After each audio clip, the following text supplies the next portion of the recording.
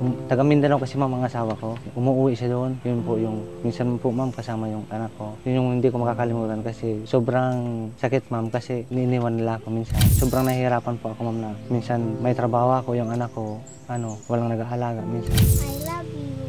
I miss you too. Salamat. Inalagaan niya ako.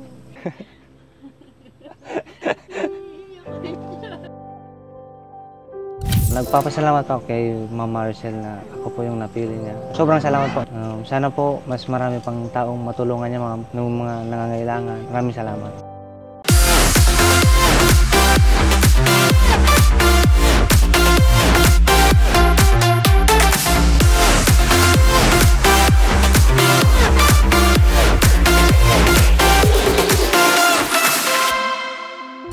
So, nakarating din ng ating team para sa Hako Challenge Sari-Sari Store sa Pilar, Sorsogon para makita ang storya ni Sir Glenn.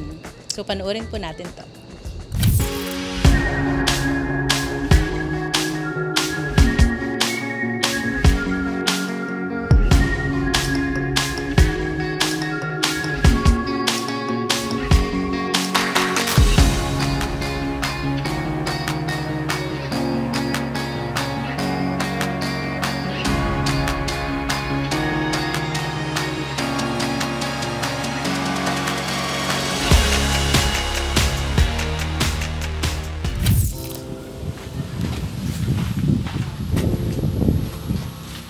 Tao po.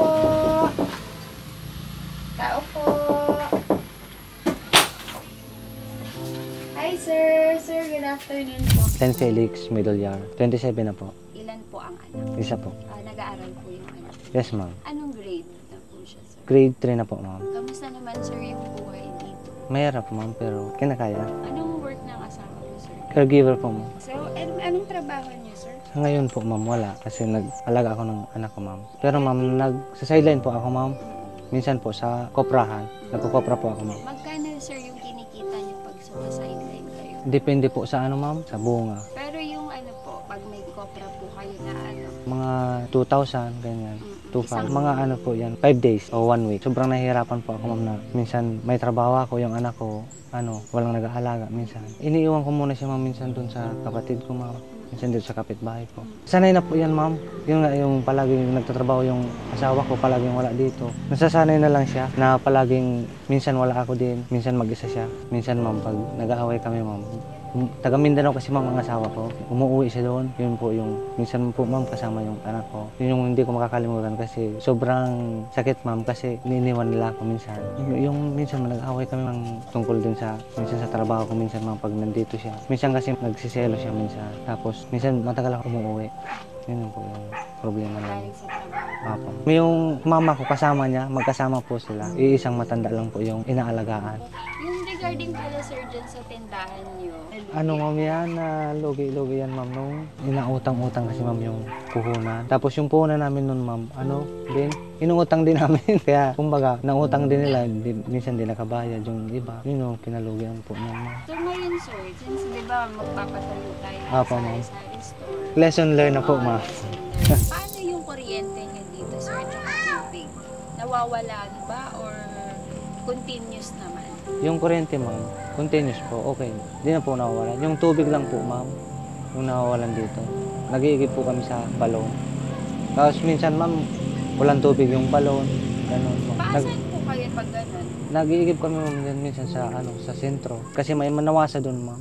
Ilang minuto po yun, sir? Mga 10 minutes po ma'am. Sir, ano yung mga pinagkakaabalahan niyo kung sa pag-aalaga niyo sa anak? Yung ma'am, baboy ma'am. May alaga po akong baboy. 3 po. Naglalaba po ako ng mga damit ng anak ko. Ikaw naman, baby girl, anong masasabi mo kay mama at nag-work siya sa malayo? Anong message mo sa kanya? I love you. I miss you too. Anong masasabi mo kay papa? Dahil inaalagaan ka niya dito. Salamat. Inalagaan niya ako.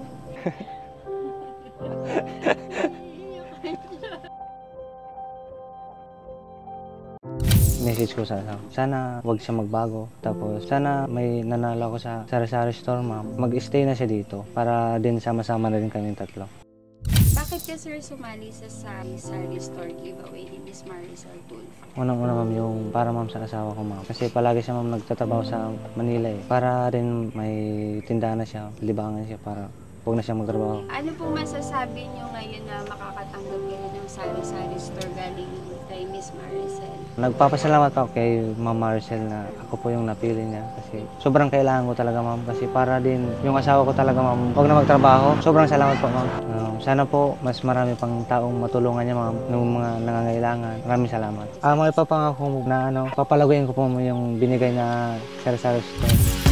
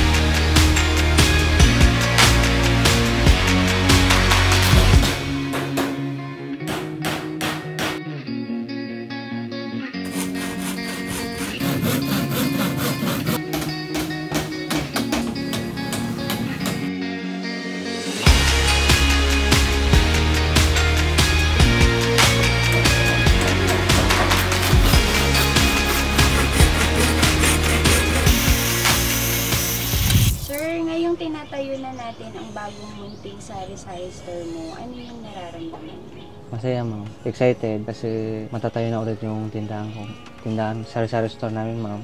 Saka ma'am, pag natayo na yan ma'am, uuwi na din yung asawa ko para din makasama na namin ang anak ko.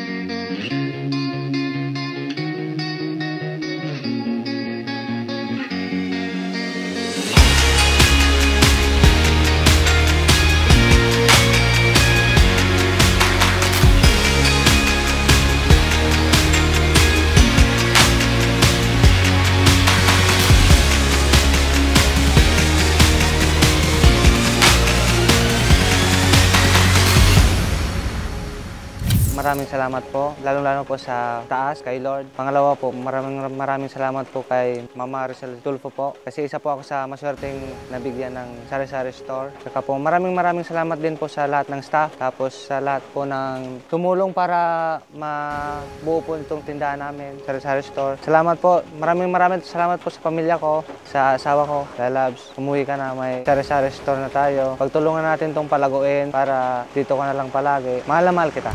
Miss Maricel, pinapangako po namin mag-asawa na papalaguin po namin tong binigay niyo pong sari-sari store. And sa wakas po, makakauwi na yung asawa ko kasi may pangkabuhayan na po kami. Maraming salamat po ulit.